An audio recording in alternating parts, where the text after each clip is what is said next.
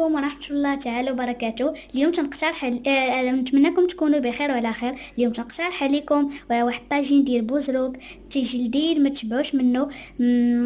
ساهل، تحضروه في اخر لحظة. ونتمنىكم تتبعوني.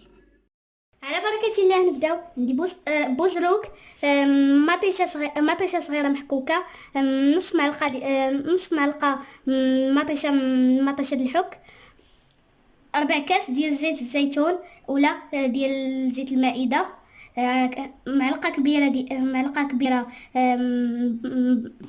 كبيرة قزبور، سنينة ديال الثومة السودانية، فلفلة حمراء، كمون، ملح. اول مرحله نديرو غناخدو الطاجين، نديرو الثومه ونص او 4 كاس ديال زيت الزيتون والملح باش تعطينا نسمه ديال هذه الثومه.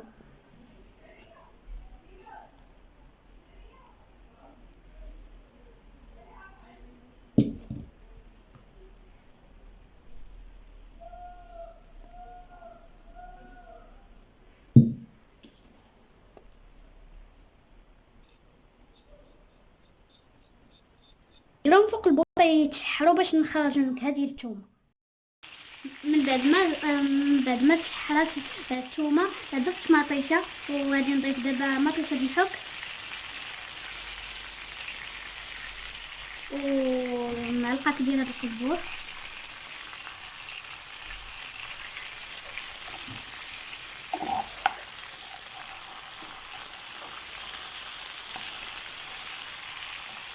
غنضيف فلفله حمراء،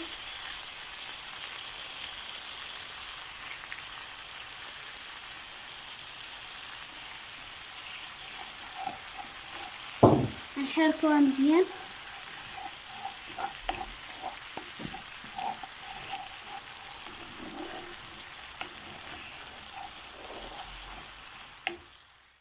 من بعد ما تشحرات مطيشه ضفت بوزروك ونص كاس د الماء. دابا غادي نحركها مزيان وغادي نغطيها وغادي نخليها طيب.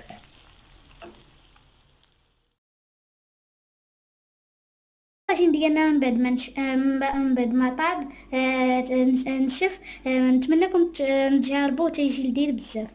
وإلا عجبتكم الوصفه ما تنساوش الاشتراك مع اللايك وتفعيل الجرس باش توصلوا بكل جديد.